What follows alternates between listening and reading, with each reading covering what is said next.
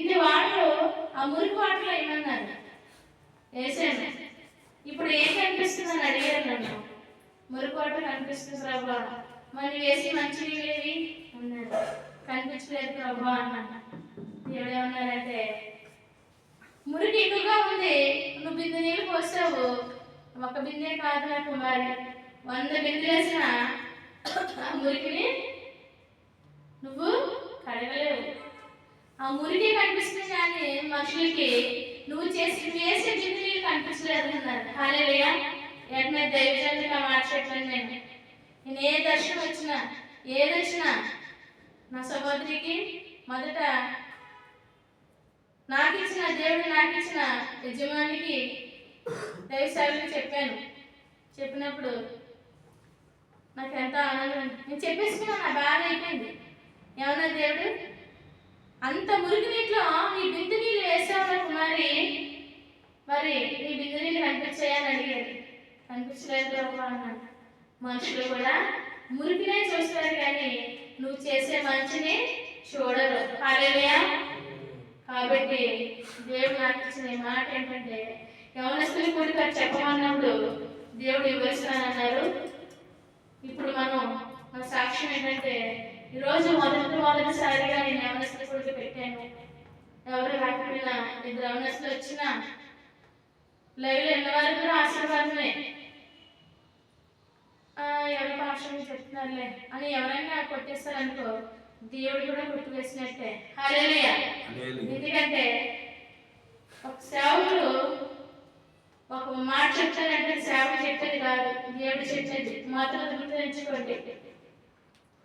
సేవకులు చెప్తున్నారంటే దేవుని పని మనుషులని అర్థం, దేవుని పనివారని అర్థం.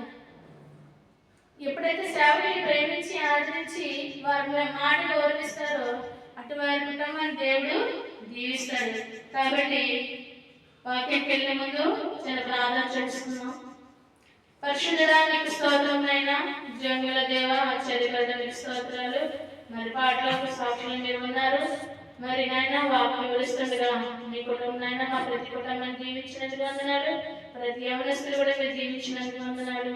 అలాగే విన్న ప్రతి బిడ్డని లైవ్ లో చూస్తున్న ప్రతి బిడ్డలు కూడా మీరు కాచి కాపాడి మీ కృప శక్తి గురించి మీరు సహాయం చేయండి. వచ్చిన బిడ్డలైనా జ్ఞాపకం చేసుకోండి, రాని వారితో మాట్లాడి నేను రప్పించినందుకే మీరు స్తోత్రం చెల్లించండి. తండ్రి కుమార పరిశుద్ధాత్మలో అడిగి వేడుకుంటున్నాను. ఆమేన్. హల్లెలూయా. బైబిల్ తెచ్చారా? బైబిల్ ఏది? భోజనానికి వెళ్తూ మంచి బట్టలు వేసుకొని మర్చిపోతారా? సినిమాకి వెళ్తూ టికెట్ తీసుకొని మర్చిపోతున్నారా? కీర్తన గ్రంథం 33.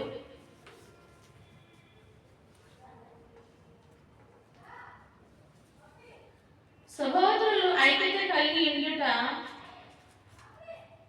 సహోదరులు ఐక్యత కలిగి నివసించుట ఎంత మేలు, ఎంత మనోహరము. సహోదరులు అంటే ఎవరండి చెప్పండి? సహోదరులు అంటే ఎవరు? పక్కింటారా? సహోదరులు అంటే ఎవరు? చుట్టుపక్కల వారా? సహోదరులు అంటే ఎవరు? Very good. హల్లెలూయా. సహోదరులు అంటే మీకు తెలియదు, మీరు బైబిల్ చదవలేదని అర్థం. సహోదరులు అంటే నీతో 24 గంటలు జషు అని వాళ్ళ ఇల్లు ప్రతి చోట మీరు వెళ్తూ ఉంటారే. వాడు మంచిగా అన్నాడో చెడుగా అన్నాడో తెలియదు కానీ మీరు మాత్రం అంతా వెళ్ళిపోతూ ఉంటారు. వాడు గోధుమ పడడానికి వెళ్తున్నాడేమో తెలియదు. వాడు వ్యసనానికి ఉండి ఆ వ్యసనాన్ని పంపుతున్నాడేమో తెలియదు. అటువంటి స్నేహం కాదు దేవుడు మాట్లాడేది. సహోదరులు అనగా ఆత్మీయ సహోదరులు కావాలి. నువ్వు ఏడిస్తే ఏడ్చే సహోదరులు కావాలి, నువ్వు నవ్వుతే నవ్వే సహోదరులు కావాలి. అవునా కదా? మనం అలా కాదండి. వాడు నవ్వుతూ ఉంటే మనం ఏడుస్తాం, మనం ఏడుతుంటే నవ్వుతూ ఉంటారు. అటువంటి సహోదరుడు అవడు అవుతారా? నీ కష్టంలో, నీ నష్టంలో, నీ ఇరుకులో, నీ ఇబ్బందులు, నీ సమస్యలో మొదటి సహోదరుడు ఎవరంటే యేసుక్రీస్తు ప్రభువారు. హల్లెలూయా. ఈ బైబిల్ ఎవరు మాట చెప్తున్న దేవుడు మనకి సహోదరులు ఐక్యత కలిగి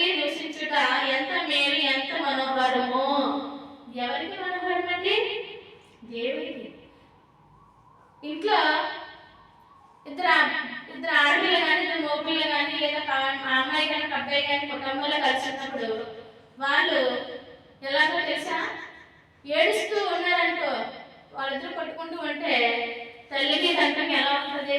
అయ్యి బాబోయ్, ఇలా ఎందుకు కొట్టుకుంటున్నారు, మీరు ఇలా కొట్టుకుంటే నాకు తెలిసి కనకపోతుంది కదా, ఏ తెలియదో తెలుసు కదా.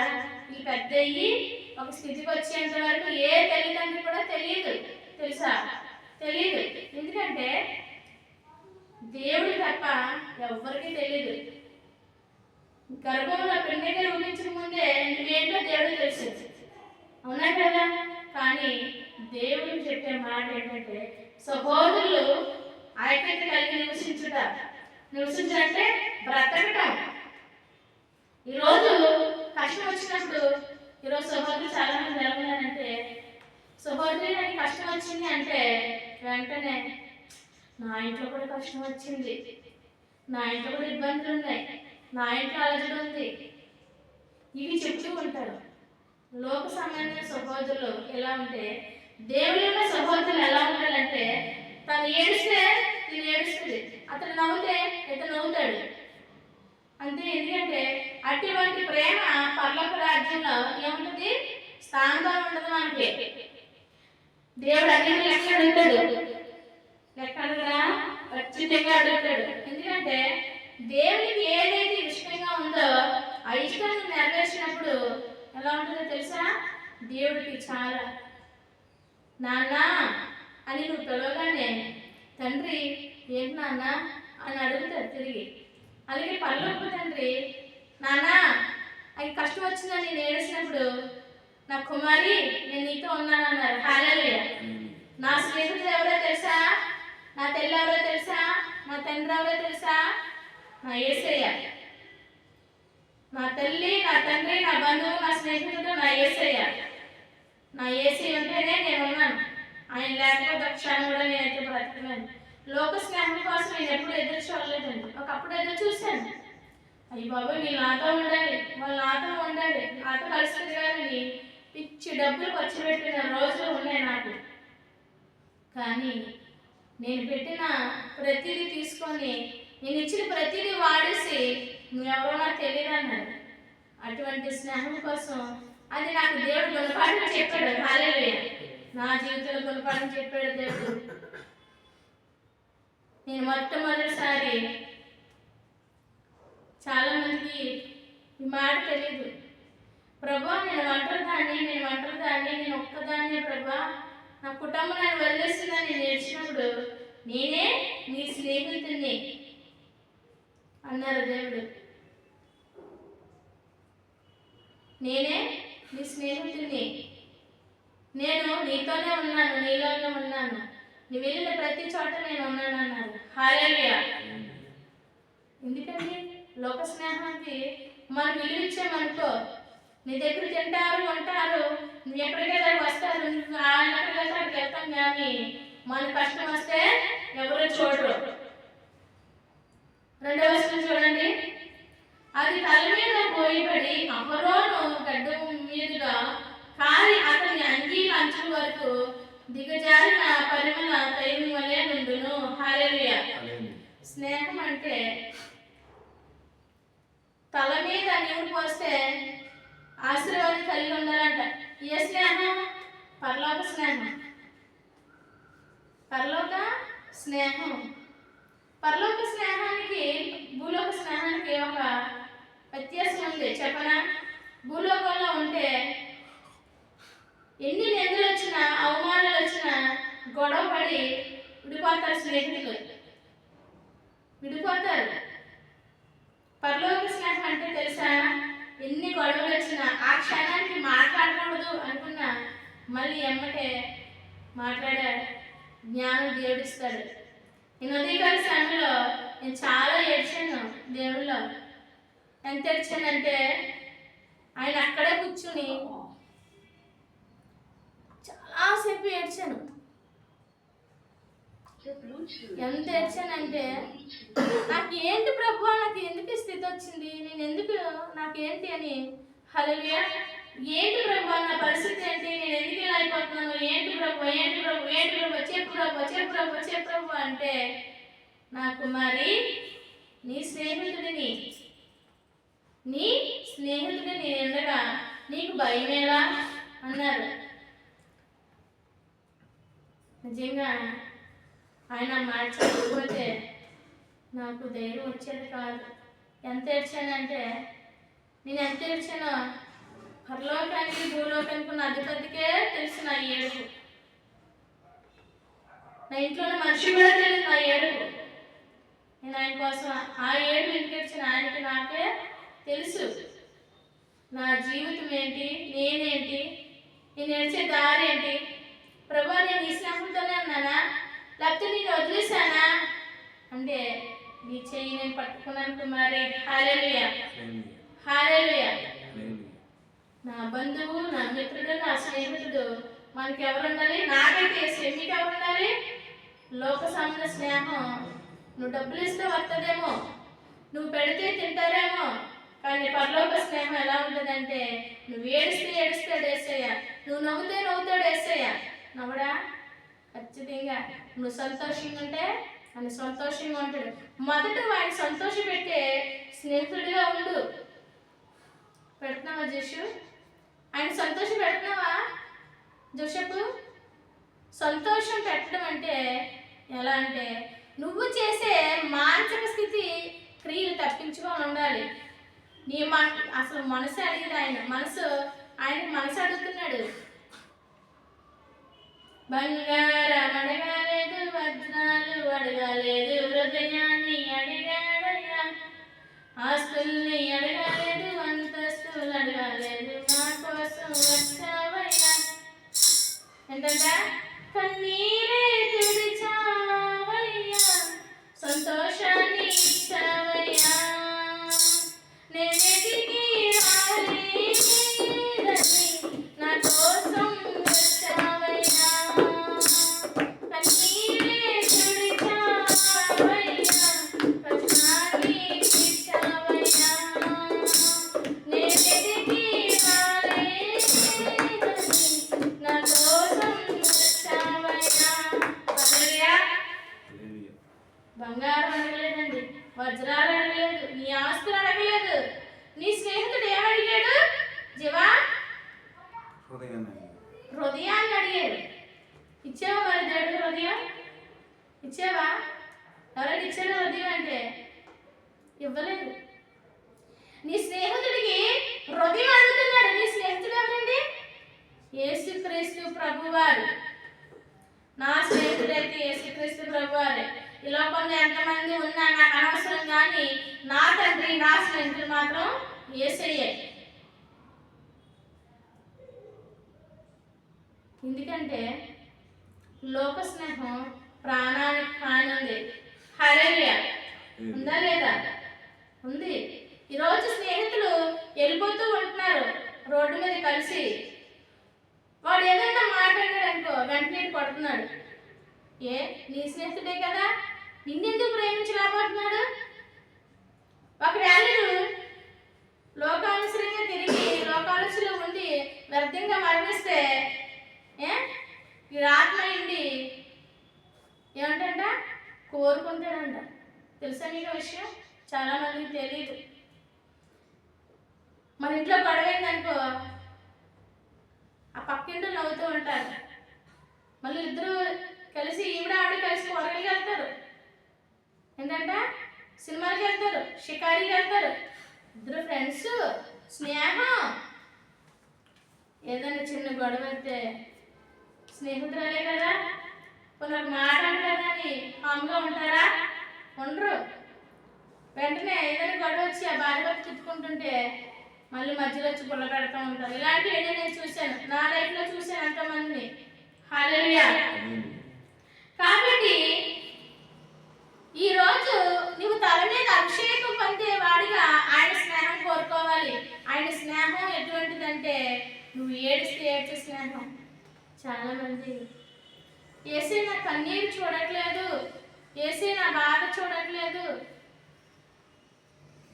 ఈరోజు దేవుని అడిగాను, యేసయ్య, నేను నీకన్నా నా సహోదరుని ఎక్కువ ప్రేమించానేమో, అందుకేనేమో నాకు బుద్ధి వచ్చిందా అని అడిగినప్పుడు దేవుడికి మాట చెప్పాడు, పరలోకానికి భూలోకానికి తండ్రి నేనే, నీ శూన్యాయికత నాకెంతో ఇంపైనది నా కుమారి, సాతాను పెట్టి అర్జునుడికి నువ్వు భయపడకు అన్నాడు. హల్లెలూయా. సాతాను విడిచిపోతున్నాడు. ఇద్దరు స్నేహితులు సంతోషంగా ఉండి దేవుడి నుండి ప్రార్థన చేసి వాక్యం చదివి పాటలు పాడి ఆయన స్తుతిస్తూ ఉంటే సాతాను గారికి కడుపు మండిపోతూ ఉంటది. కాబట్టి వెంటనే మా మధ్యకి వచ్చేస్తూ ఉంటాడు, ఎంటర్ అయిపోతూ ఉంటాడు. దేవుడు నాకు చెప్పిన మాట నేను వెంటనే మనసు మార్చేసుకున్నాను. అయితే ప్రభా నేను వెంటనే ఫోన్ చేయను, నేను మాట్లాడను, నేను ఉన్న సాక్ష్యం చెప్తున్నాను, నేను మాట్లాడు ప్రభా అనగానే దేవుడు నవ్వాడో ఏడ్చాను నాకు తెలియదు, కానీ నేను మాత్రం ఏడ్చాను, ఖచ్చితంగా ఏడ్చాను. ప్రభా మీరు చెప్తేనే మీరు ఇస్తేనే నాకు స్నేహం వచ్చింది, మీరు పరిచయం చేస్తేనే నాకు పరిచయం అయింది. ఎందుకు ప్రభా నా రోజు ఎందుకు గాయపడిపోతుందంటే నా కుమారి మీరిద్దరు ఐక్యతగా ఉండటం నాకెంతో మేలు, ఆ పర్లోక రాజ్యానికి మీరు సువార్త చెయ్యాలి అని చెప్పారు. నాకు చాలా బాధ కలిగింది, ఏడ్చాను. ఈరోజు నేను ఏడ్చిన ఏడుపు ఎలా అంటే దేవుడు పాదాల దగ్గర కూర్చొని ఏడ్చిన ఆ క్షణము, ఆ గడియ, అరగంట కూడా ఇంకెలా అంటే నాకు ఈరోజు సమాధానం చెప్తేనే నేను స్టార్ట్ చేస్తాను అని చెప్పి అన్నాను. దేవుడు అంటే నాకు సమాధానం ఇచ్చాడు. సాతాను పెట్టి అలజడికి నువ్వు భయపడకు సహోదరి కుమారి, నీ సహోదరులతో మాట్లాడు, నీ సహోదరులతో మాట్లాడు, నీ బంధువులతో మాట్లాడు, నా పరిచయం ఇంకా ముందుకు సాగాలి. చాలా మంది దైవజనులేనండి. ఇక్కడ బైబిల్ ఏం చెప్తుందండి? సహోదరుల ఐక్యత కలిగి నివసించుట ఎంత మేలు, ఎంతో మనోహరం అంటే కలిసి రాకండి, విడివిడిగా ఉండండి అదే చెప్తుంది బైబిల్. బైబిల్ వ్యతిరేకంగా ఎవరన్నా బోధిస్తే మాత్రం ఖచ్చితంగా శిక్ష ఉంటుంది. నువ్వు పెద్ద పెద్ద మీటింగ్లు పెట్టు, ప్రవచనాలు చెప్పు, ఏమన్నా చెప్పు, కానీ ఐక్యత లేకపోతే నీవు పర్లోక రాజ్యానికి టికెట్ లేదు. ఉదయం తెలియాలంటుంది. మారు మనసు పొందుట కోసం చెప్పింది ఆవిడ. ఎంత అనుభవం. నేను ఆవిడ దగ్గర చిన్న పిల్లని, నేను పేరుకి సేవకురాలే, కానీ నిజంగా నన్ను హట్ చేసుకున్నప్పుడు నాకు చాలా సంతోషం అనిపించింది. నేను మీ కూతురునమ్మా, మీకు 3 కొడుకులు అన్నారు, 3 కూతుర్లు అన్నారు కదా, నేను మీ 4వ కూతుర్ని అనగానే నన్ను హట్ చేసుకుంది. ఎక్కడ ప్రేమ అండి? పరలోకపు ప్రేమ. ఎందుకంటే ఆ తల్లి గారికి చాలా అనుభవం. మన భక్తి అంట తోకం కూడా వేస్తామని చెప్తుంది దేవుడు. నిజం, ఈ మాట్లాడినట్టు ఎప్పుడో చెప్పాడు దేవుడు. మన భక్తి తోకము. ఈ రోజు స్నేహితుడితో ఎలా ఉన్నావు? లోక స్నేహితుడితో ఎలా ఉన్నావు? పరలోక స్నేహితుడితో ఎలా ఉన్నావు? నాకు ఎవరు లేరు, ఎవరు లేరు, ఎవరు లేరు అని ఏడుస్తున్నామో, కానీ నీ పక్షాన్ని దేవుడు ఉన్నాడు, నీ స్నేహితుడు దేవుడు ఉన్నాడు. నీ ఆలోచన ఆయనకు అప్పచెప్పు. నా బాధ అంతా తీసుకెళ్ళి ఆయన పాదాల దగ్గర పెట్టి ఏడ్చాను. హల్లెలూయా, హల్లెలూయా. దేవుడు నాకు చెప్పిన మాట, ఈరోజు నాకు సెలవిచ్చిన మాట, నేను నీతోనే ఉన్నాను, నీలోనే ఉన్నాను. ఎట్టి కొండలు నీ మీద పడినను నా హస్తం నీ పైన ఉంచాను అన్నాడు. హల్లెలూయా. నిజమేనండి.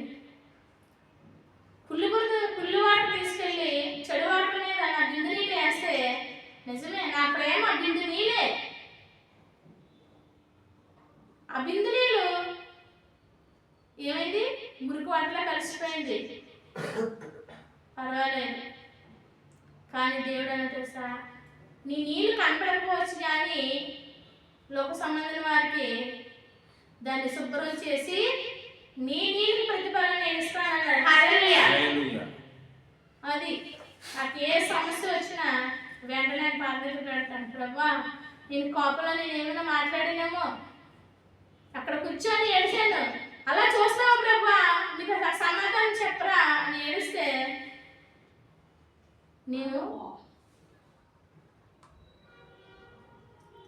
చెప్పిన వెంటనే ప్రభా నాకు సమాధానం చెప్పండి చెప్పండి అనగానే హల్లెలూయా, హల్లెలూయా, వెంటనే దేవుడు ఏమన్నారంటే, నేను వింటున్నాను కుమారి, నేను వింటున్నాను, నేను చూస్తున్నాను. వినేక నా చెవులు మందం కాదు, రక్షించడం నా చేతి నా హస్తము కొరచ కాలేదు అని మాట్లాడారండి. మీరు వింటున్నాక ప్రభా న్యాయం చెయ్యండి ప్రభా అంటే సమయం ఉంది అన్నారు. హల్లెలూయా. చూసారా, నేను ఏడ్చానంటే ఖచ్చితంగా యేసే నాకు సమాధానం చెప్పవలసిందే. హల్లెలూయా. బైబిల్ ఏమని చెప్పండి, జస్ట్ చెప్పు.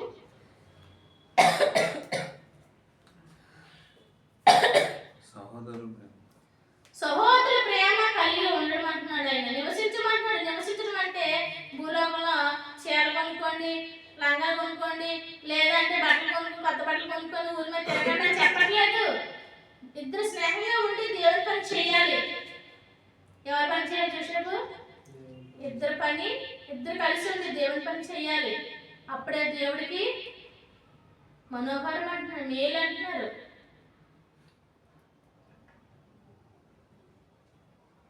లేదా అన్నాడు లేదా?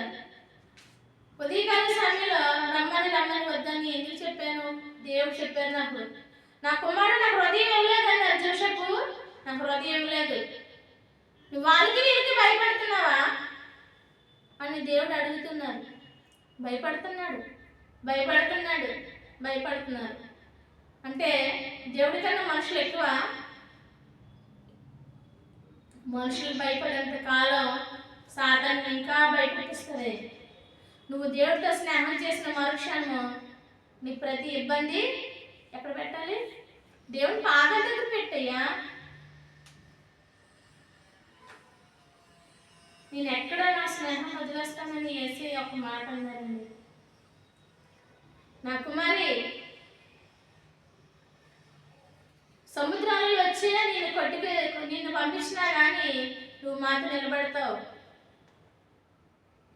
కొండ వచ్చి నీ మీద పడినా నాసుతో నేను అడ్డుకుంటుంది. నేను సాతాను శోధించిన నా చెవులు నీకు ఇస్తాను. హల్లెలూయా. ఎందుకంటే నాకు చాలా కోపం అండి. హల్లెలూయా. నాకు ఎంత కోపం అంటే నిజమని తెలుసు. కానీ దేవుడు నాకు మొట్టమొదటి చెప్పిన మాట ఏంటి? ప్రభువా నాకేంటి కోపం, నాకేంటి ప్రభువా కోపం తగ్గట్లేదు అంటే, మా అన్నయ్య ఇంటి వాడు నవ్వినని చెల్లి 1 2 3 4 5 10 అంకెలు చదివని వాడు.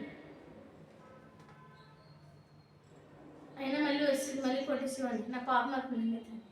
నిన్నెవరు మార్చలేడు, నేను యేసయ్య మార్చాలన్నాడు. హల్లెలూయా. ఆడి మాట ఈరోజు నెరవేరింది. ఎవరు నిన్ను మార్చలేదు బాబు, నిన్ను మాత్రం యేసయ్య మార్చాలి అన్న. నిజంగా నన్ను యేసయ్య మార్చాడు. హల్లెలూయా. ఎందుకంటే మనుషుల మాట లెక్క ఉండదండి మనకి. అదే దేవుడి మాట అయితే అలా ఉండిపోతాం, స్టాండ్గా ఉండిపోతాం. చివరిగా ఒక మాట చెప్తాను.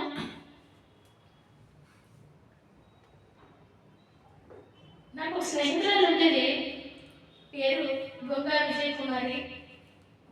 మాది కొత్తపడ గ్రామం, విశాఖ జిల్లాలో. మేము చదువుకున్నప్పుడు మాతో మేమిద్దరం చాలా హ్యాపీగా ఉండేవారు. మా మధ్య ఎవరు ఉండేవారు కాదు. ఒకవేళ నేను ఎవరితో మాట్లాడితే చూసి అలా వెళ్ళిపోయేది. ఎవరైనా కొత్త స్నేహితులు వచ్చి మాట్లాడుతూ ఉంటే అలా వెళ్ళిపోతూ ఉండేది. ఎందుకు ఇలా వెళ్ళిపోతుంది అనుకుని చూసి, విజయ్ ఏంటి అలా వెళ్ళిపోతున్నావు అంటే, నీకు ఫ్రెండ్స్ ఉన్నారు కదా, వాళ్ళతో మాట్లాడుతున్నావు కదా, అందులో నేను వెళ్ళిపోతున్నాను అనేది. అంటే నేను వాళ్ళతో మాట్లాడే ఇష్టం లేదా అంటే ఒక మాట అన్నారు. నాకు ఇప్పటికీ నా మైండ్లో ఉండిపోయింది. నేను మాట్లాడుతాను కానీ ఆ మాట్లాడే మాటలో దేవుడి మాట ఉందా అని అడిగింది. హల్లెలూయా.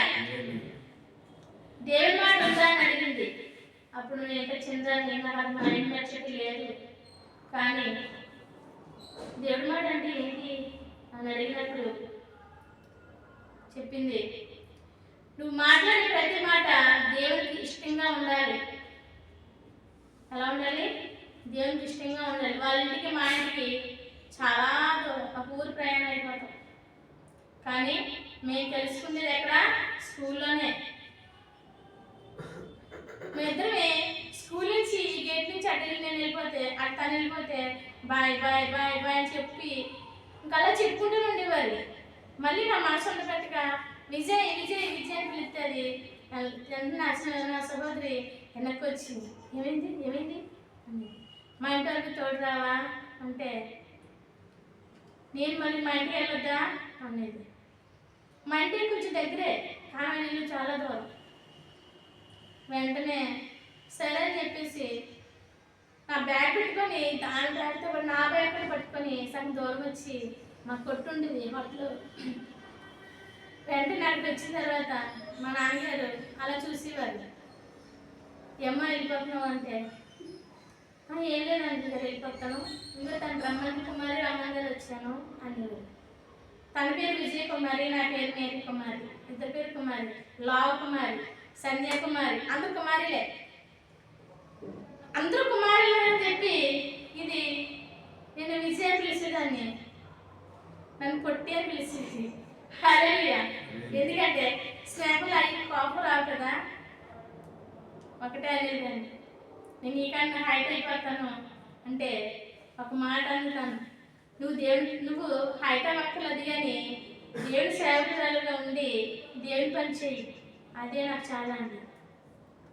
నిజంగా నా స్నేహితురాలు ఇప్పుడు ఎక్కడుందో నాకు తెలియదు కానీ తను చెప్పిన ప్రతి మాట నాకు ఇప్పటికీ చెవులో వినిపిస్తూ ఉంటాయి.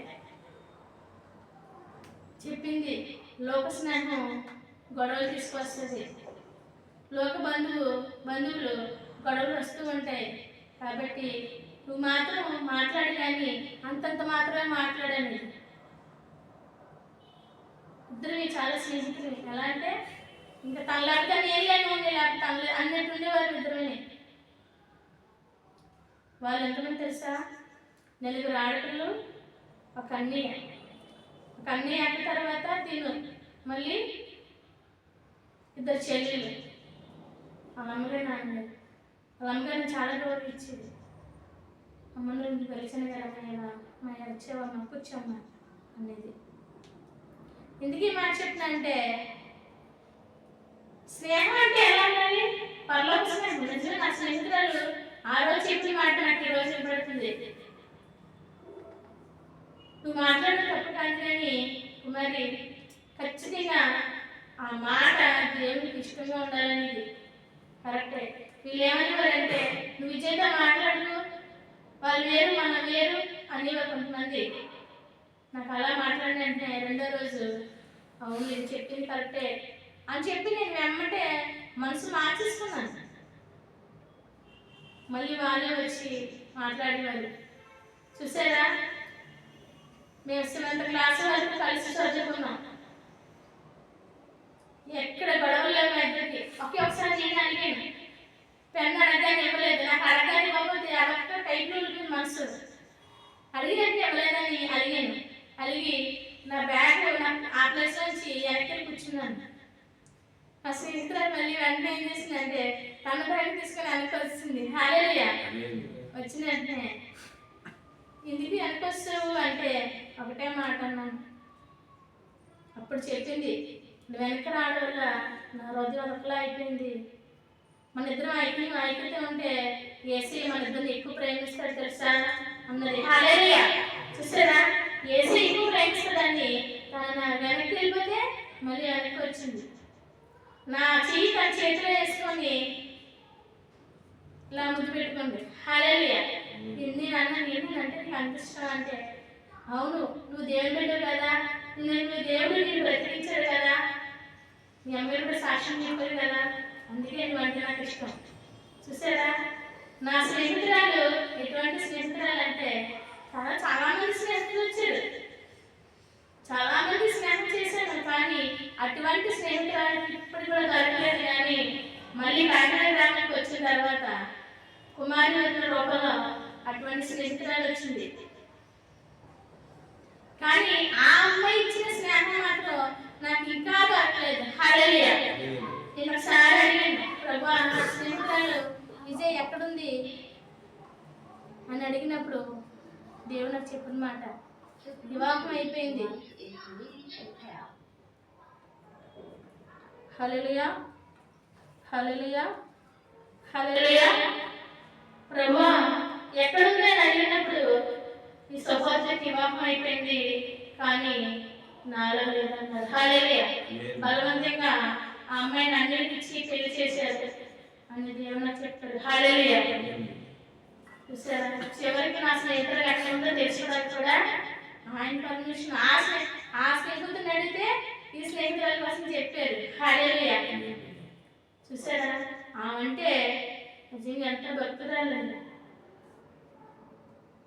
నాకు రోజు చెప్పేది బైబిల్ చదవడం నేర్పుతానండి. రేపు చదువుతాంలే అనేదాన్ని.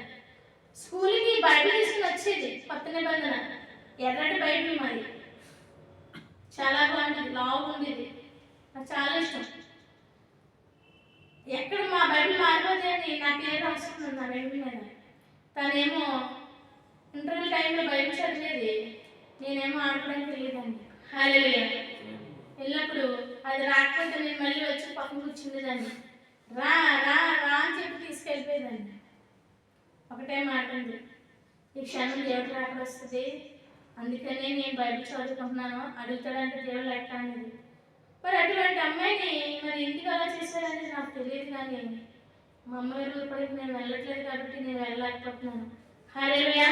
కాబట్టి చూసారా, లోక స్నేహానికి పరలోక స్నేహం అంటే ఏంటి?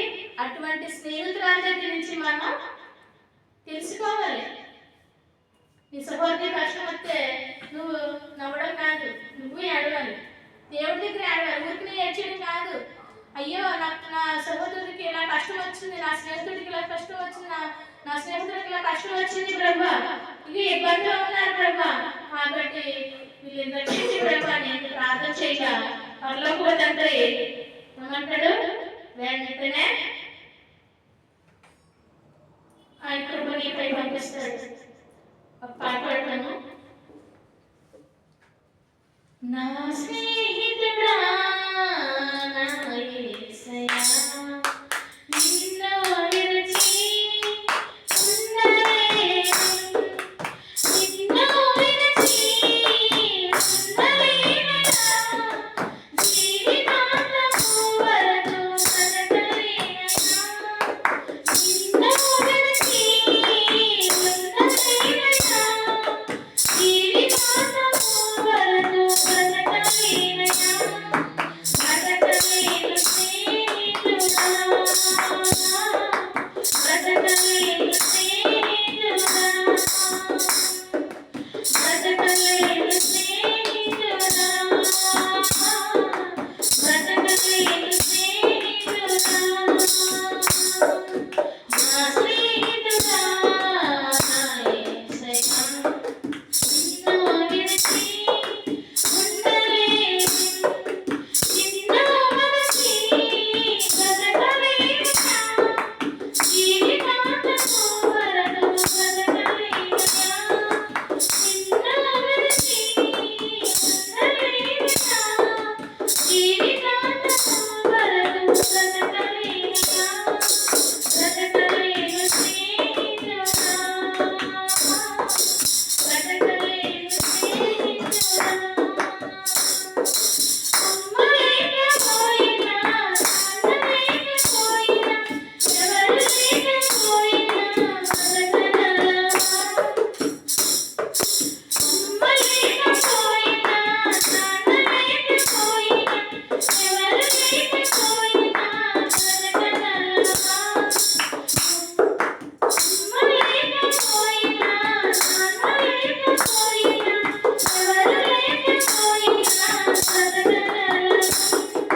నీవు లేకపోతే ఒక నిమిషమైనా, నీవు లేకపోతే ఒక నిమిషమైనా బ్రతకలేను స్నేహితుడా,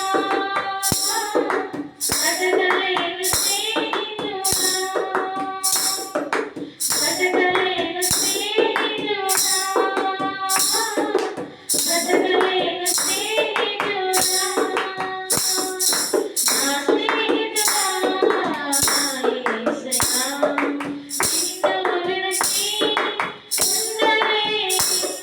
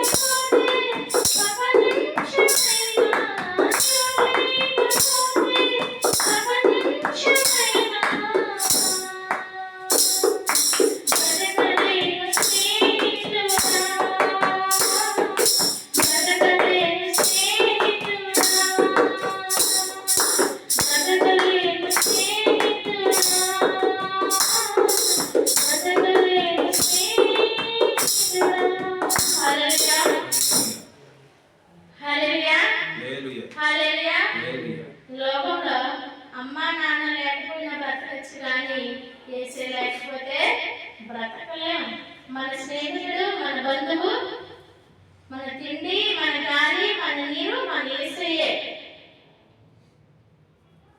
కాబట్టి ఈరోజు యవనస్తులుగా మీకు మాట చెప్తున్నాను. ఈరోజు మాట దేవుడు, నీ స్నేహితుడు ఎవరు? నీ స్నేహితుడు ఎవరు? నీ స్నేహితుడు ఎవరు? నా స్నేహితుడు యేసయ్య. నీ బంధువు ఎవరు? యేసయ్య. నీ బంధువు ఎవరు? యేసయ్య. నా బంధువు యేసయ్య. ఈరోజు బంధువులు వెలివేసిన, స్నేహితులు వెలివేసిన పరలోకపు తండ్రి స్నేహం మనల్ని వెలివేయండి. హల్లెలూయా. కాబట్టి దేవుని పేరుగా ఒకటే మనవి చేస్తున్నాను, ఐక్యతగా ఉండాలి, కానీ దేవుని ఆలోచన మాత్రం ఉండకూడదు. దేవుడిలో ఉండాలి, దేవుడి మాట వినాలి. దేవుడు మొదటి స్నేహితుడైతే రెండో స్నేహం ఎవరిది? పరలోకానికి దారి చూపే స్నేహం ఏంటి? దేవుడి స్నేహం. ఆయన ఆలోచన వేరు, మన ఆలోచన వేరు. ఆయన తలంపు వేరు, మన తలంపు వేరు. మన స్నేహితుడు ఈరోజు అడుగుదాం, యవనస్తులుగా అడుగుదాం, అందరూ కల్పిస్తున్నాం.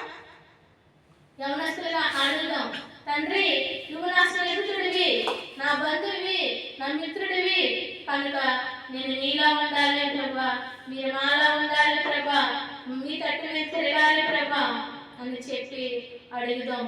పరిశుద్ధుడానికి స్తోత్రం, స్తోత్రం, స్తుతి, స్తోత్రం తండ్రి. సర్వోన్నతమైన దేవ, సర్వాధికారి మీకు వందనాలు. ఇంతవరకు యవనస్తులు కూడి జయప్రదను జయించారు ప్రభా. వచ్చిన బిడ్డలు మీరు దీవించినందుకు వందనాలు. రెండు వారితో మాట్లాడండి. లైవ్లో ఉంటున్న బిడ్డలు కూడా మీకు కుటుంబాలు, బంధువులు, వాళ్ళ స్నేహితులు ఎవరైతే ఉన్నారో ఆయన ఈ రోజు మాట్లాడిన మాట్లాడండి.